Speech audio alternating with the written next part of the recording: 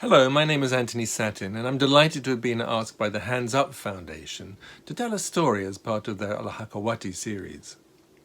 The story I've chosen is set in the City of the Dead, the great cemetery of Cairo, and first appeared in my book, The Pharaoh's Shadow. It's called The Man Who Laughed in the Tomb. I'd never met Saeed before, but his friends assured me that he was a wonderful guy, always lively, happy to get involved. He'd been a regular at the cafe for as long as anyone could remember. On weekdays, he went home from work, saw to his wife and kids, had something to eat, and then took up his place in the cafe, ready to share a joke or a trouble. On Friday, he came direct from midday prayers, shaved, washed, and in a pressed white galabeah. When he died, suddenly, Saeed was wrapped in a winding sheet, and his family and friends brought him to his favourite table, while they went to prepare for the interment. He lay stretched on a board, resting over a couple of chairs, a green cloth laid over him, while we drank tea and chatted. When the time came, we all stood up to support him on the first few steps of the final journey. To me, this was extraordinary, but there was nothing unusual to people in this part of Cairo about the presence of death in a lively cafe, just as there seemed also to be no surprise at the idea of life in the cemetery, the realm of death. The cafe stood just outside the Gate of Victory, whose towering blocks of stone were built against the arrival of Crusader knights and Mongol hordes. At that time, it marked the passage between the city and desert, though as the city grew and a cemetery spread outside the walls, it became the link between the living and the dead. Modern Cairo has now become so large and so confused, there's no longer any demarcation. The living have engulfed everything, and even parts of the cemetery have had to make way for apartment buildings and workshops. A huddle of black-robed women was hanging around at the corner of the road that led to the burial grounds. They were professional mourners waiting for a funerary procession to pass by so they could tout their trade.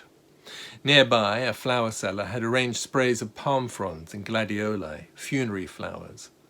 A man who turned out to be a reciter of the Quran tried to take a cigarette off me. "Sorry, Omar Alim," I said, "but I don't smoke," and then extracted one from a passing friend. And then I met Abdu. There were many unexpected things about Abdu, not least of which were his size. He was very tall and very broad, and the fact that he lived in a cemetery. But what disconcerted me more than that was the fact that he thought we'd met before. "Really?" I asked. He laughed, assuming I was teasing him, showing his broken teeth. I was not teasing. He scratched his grey stubble. "But we know each other." Given the way the day was going, I half expected him to tell me we'd met in another life, but he assured me that we knew each other here and now, in this one, in Cairo only last year, or was it the year before? "But Roberto, why play like this?" "Roberto?" "Roberto Cairo."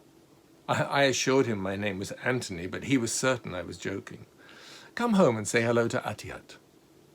Curious as to where this might lead, I followed his tall, heavy figure along the unpaved track, and then off to the right, between a scattering of tombs, ever deeper into the cemetery.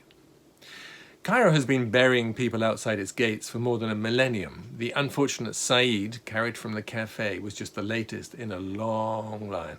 And among the great domes and religious complexes, you might come across the tomb of a companion of the Prophet Muhammad, or a medieval sultan, a 19th century king, or a 20th century movie star.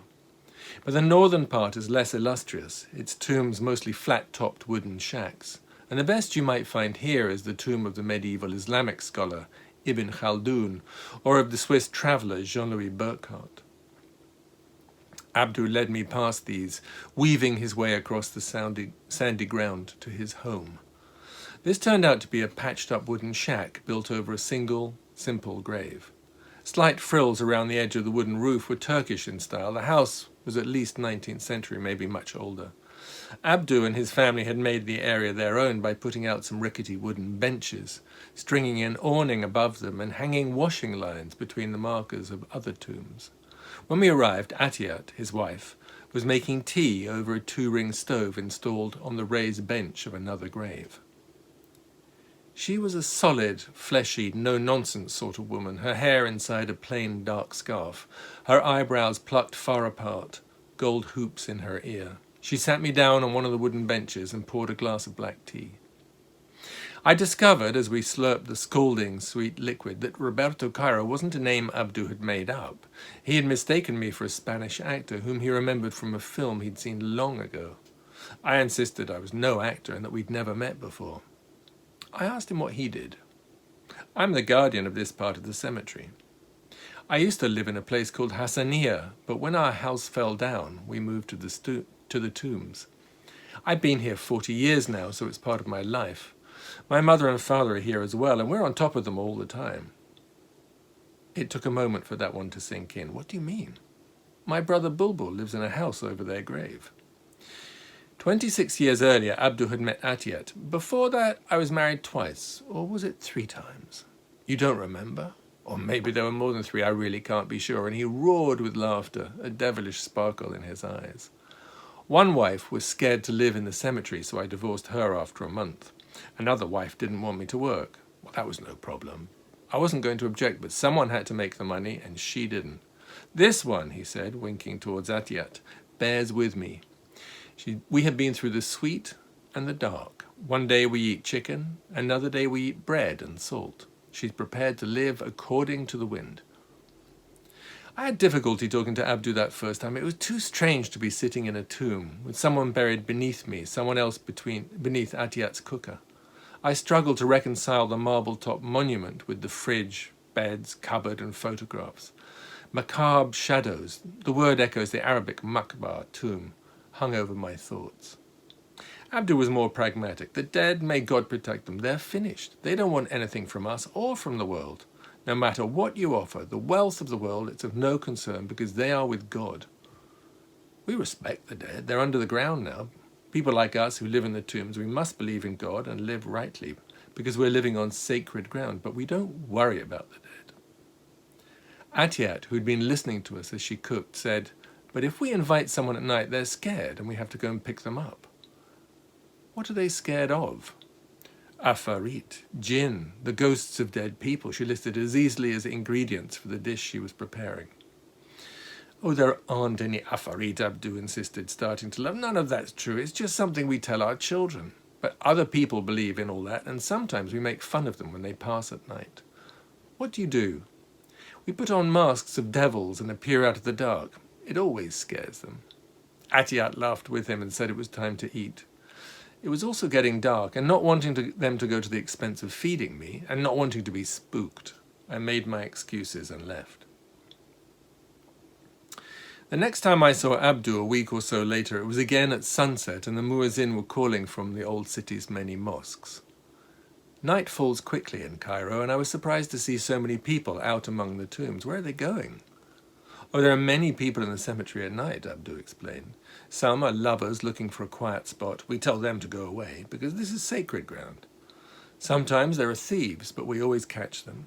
And then there are other things." "Such as?" I prompted, remembering that the last time we met he'd insisted there was no such thing as a spirit or a jinn. "Once," and his voice was serious, "when I'd been out working and I was coming home, I saw someone wearing a white suit. I ran after him and eventually chased him into an alley. The alley was blocked at the end, so I thought, aha, I've got you. I was going to find out who he was. You know what happened? He just disappeared, gone, vanished. I was scared after that. Scared of what exactly? I can't talk about it. The whole cemetery is full of secrets. There are angels and Zahira, visual phenomena, and other things that I can't tell you about. What he could and did tell me about was the city beneath the city, a mirror to the living world, a mythical place that only a remarkable few were ever allowed to see. Abdu assured me that Napoleon had been taken there after he had captured the city. I knew better than to hope to see it for myself. I visited Abdu on many occasions over the space of a year or two, and he was always welcoming and playful. He owned very little, he had no savings, no idea of exactly where the next meal would come from, but he also had an unshakable belief that it would come. And then on one occasion, when I turned up unexpected, he and Atiyat and their children had gone. The neighbours told me they'd agreed to be rehoused in a new project far from the city centre, but months later they were back, complaining that whatever the shortcomings of making a home in the cemetery, at least they had electricity and neighbours and water, a souk and a cafe nearby. Sometimes I took pastries or other food, and Atiat always offered me tea, while Abdu told me something I didn't know. He explained the hierarchy of the place, the bosses, the guardians, and tomb diggers, the stone cutters, Quran reciters, and all the others who make the cemetery work. The list was very similar to a head count one could have taken in an ancient Egyptian cemetery, even down to the people Abdu didn't mention, the outlaws, the draft dodgers, and the people who hung around in the hope that the mourners' charitable instincts would provide them with a handout. Abdu lived in a tomb that belonged to the family of an Egyptian diplomat. He's an ambassador, so he's always out of the country, but his family look after us when they come to visit. We eat well after that, cook rice, kofta, chicken and other good things, and instead of 2 kilos of meat, we might buy 3 or 4. He was always keen to talk about the ways of the world, the corruptness of officials and the hardships of life. He taught me that life could be enjoyable even if it was unjust, and he came to personify for me that most common and most called upon of all Cairene virtues, the ability to laugh at misfortune. And there was always a long list of those, at the top of which he placed the threat to his job. The government wants us out. They say it doesn't look good to have people living in the tombs. We say that we keep the place clean and safe. But they sent someone to count us, and look, he said, pointing to a number painted on his door. Now we also have been counted. There was always a surprise with Abdu. On our first meeting, it was the fact that he lived in the cemetery and that he thought he knew me. On another occasion, when I'd come to terms with who he was and where he lived, there was the surprise of a photograph hanging on his wall in which Abdu appeared alongside a famous Egyptian actress. "Oh, that's my other work," he said. "As what?" "A comparsa, an extra in the cinema. I've been doing it for years, since I was 15 or 16.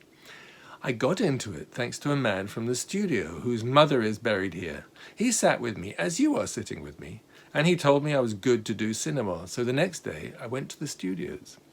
Since then I've appeared in, about 50 films and 10 or 15 plays and TV soap operas." He went over to the only cupboard in the tomb, and he came back with a plastic album full of pictures of himself, arm in arm with some of Egypt's most famous movie stars. Am I not famous? You are a star, Abdu.